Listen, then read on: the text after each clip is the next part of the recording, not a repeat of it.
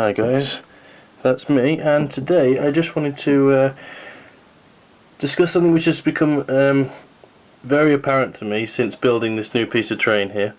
So this is the laser cut terrain, which looks absolutely brilliant, and really chuffed with it. It's working brilliantly.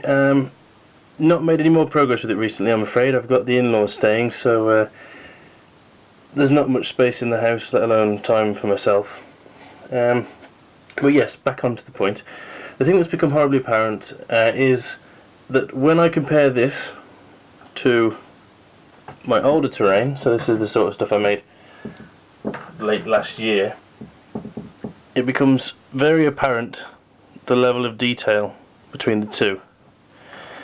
Now I've got some quite nice detail on this piece here, with the corrugated card on the roof, making the sort of corrugated iron pieces to the terrain piece, and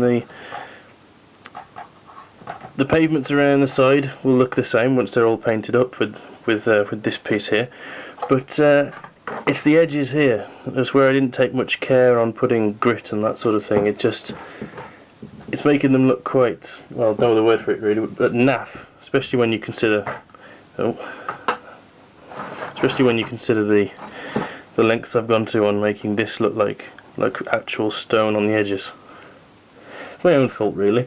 But yeah, I just wanted to really give you an idea of how these look now, and really a declaration of my intentions to improve them. Here's another piece. Now this one's not done too badly actually.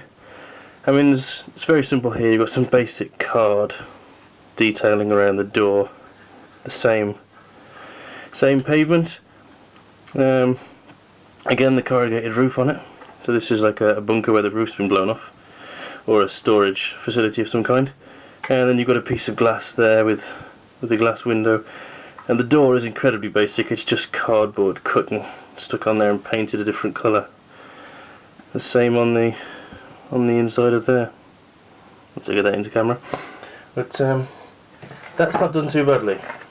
But I think I am going to have to upgrade the rest of my terrain. So as well as doing this piece here, I also wanted to start an update on doing these pieces as well.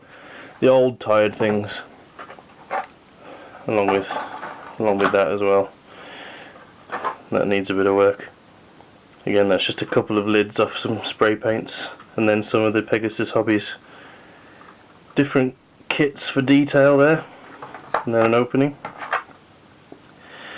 Again, none of these are really finished. I started them with all the best intentions, and then I think we started playing games sooner than I was expecting, and I ended up sort of rushing them to get them on the table.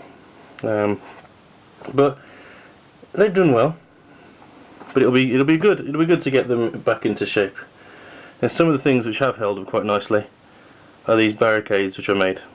Now all of these are in an old video, but I just wanted to bring them out again because it's a new camera and much more detail on that camera. Now these are actually made. I've got quite a few of these. If anyone's ever bought any Forge World, you'll be familiar with the blocks that you get at the top of each model. So basically these are your sprue, and what I've done is made blocks of concrete out of them, similar to what the police use to keep people off roads, that sort of thing. So the idea is that someone has used them at some point to barricade some roads, and then further barricading them, sort of further reinforcing them. Some people have put some corrugated roofing off the surrounding buildings up against them, along with some pieces of concrete.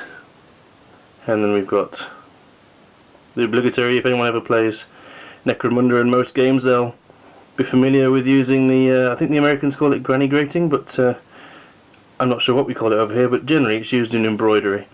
And just a couple of sprues up the side of it there, and once painted up that looks quite good as a fence, to be honest. A couple of those. I've got a fair bit more of the grating itself, so I'll be making a bit more of that.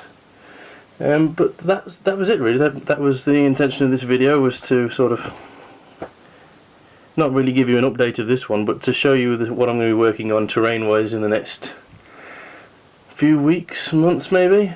There's the Tau release come out, so I'm going to have to do some work to my Tau drone army. Luckily, there's a lot of drones come out in those new kits, which is brilliant. I can really get my teeth into some new drones and do some new conversions, and I think that should make some quite good content and interesting stuff for the channel as well. But that's it really.